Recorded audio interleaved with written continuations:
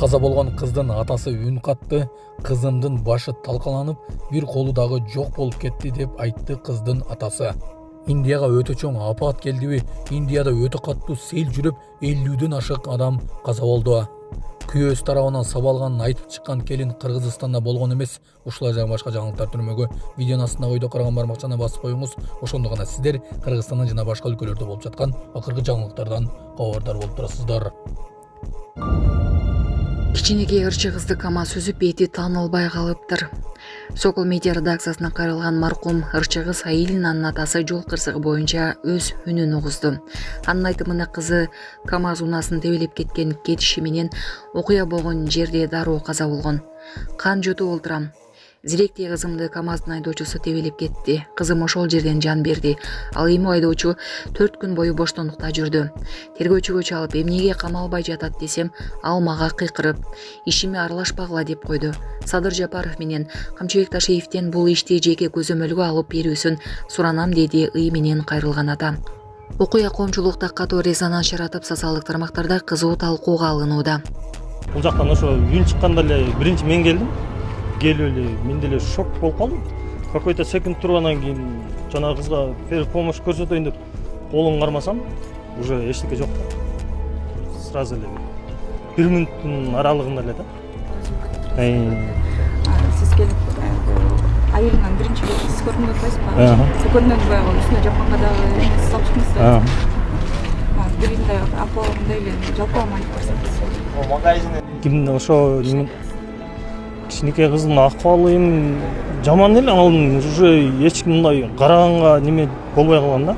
Уже караганга көңүл барбай калган. Биринчи жардам көрсөтсөңүз. Казакстанда ит талаган баланы куткарып калган кишиден кенемте талап кылып жатат. Казакстандын Алматы облусунда өлтүрүлгөн иттин ээси кенемте талап кылууда. Бул тууралуу Тенгерnews Казакстан жазды. Алматы облусунун Жалпак Сай айылында иттер 10 жаштагы баланы талаган. Мектеп окуучусу оор жаракат алып ооруканага жаткырылды. Анын кулагы жулунуп, буттары жабыркаган. Баланы жолдон өтүп бара жаткан киши сактап калган. Аны аман алып калыш үчүн жаран иттерди бычак менен өлтүрүүгө аргасыз болгон. Баланын өмүрүн сактап калган Серикбек Сакайбеков азыр жагымсыз абалга кептелди. Иттердин ээси андан өлтүрүлгөн жаныбарлар үчүн кенемте талап кылууда. Оң кулагы жолунуп, кан оозуна агып жатыптыр. Башкадан болсо эмне кылат эле? Иттер баланы өлтүрүп салышы керек беле? Же карап турушум керек беле? Ит кымбат деп айтышты. Төлөшүм керек, дейт ал. Булак Серепкежи. Саламатсыздарбы, урматтуу Россия Федерациясында эмгектенип жүргөн мекендештер? Россиянын аймагында көзөмөл күчөтүлүп, массалык кармоолор күч алууда. Андыктан документиңизди тактап алыңыздар. Регистрация СНИЛС, ОМС, ТМС ининен эмгек келишими, медкнижка, башка тилге которуу, сахаровага карточка, кара тизмеден текшерүү баары мыйзамдуу түрдө жасалат.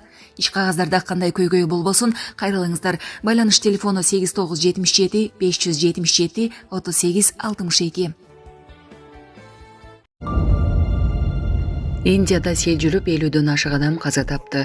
Индиянын түндүгүндөгү Химачал Прадеш штатында катуу жааган жаандан улам сел жүрүп 51 адам каза тапты.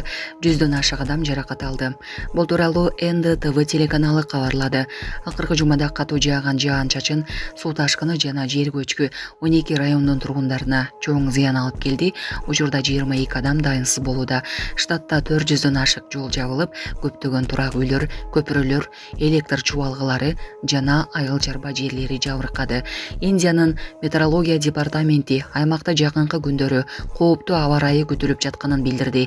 Жергиликтүү бийлик өкүлдөрү калкты этият болууга жана мүмкүн болушунча коопсуз жерлерде болуп туруу керектигин эскертүүдө.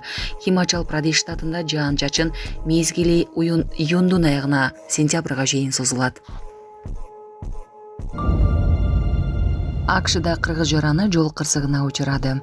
АКШнын Жоржия штатында жүк ташуучу унаанын айдоочусу болуп эмгектенген кыргыз жараны жол кырсыгына кабылды.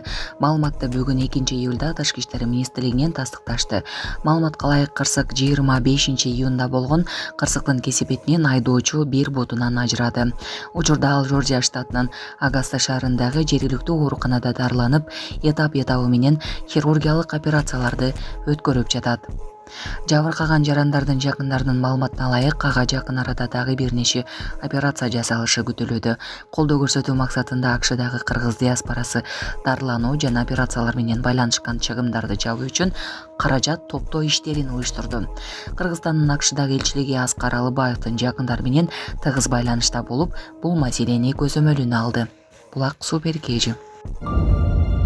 Алматылык аялдын ичине 9 ай мурун операция жасаган дарыгерлер марли унутуп коюшкан. Алматыда аялдын ичинен марли табылганын казак басылмалар билдирди. Бул тууралуу басылмага юрист Анна Чернова кабарлады.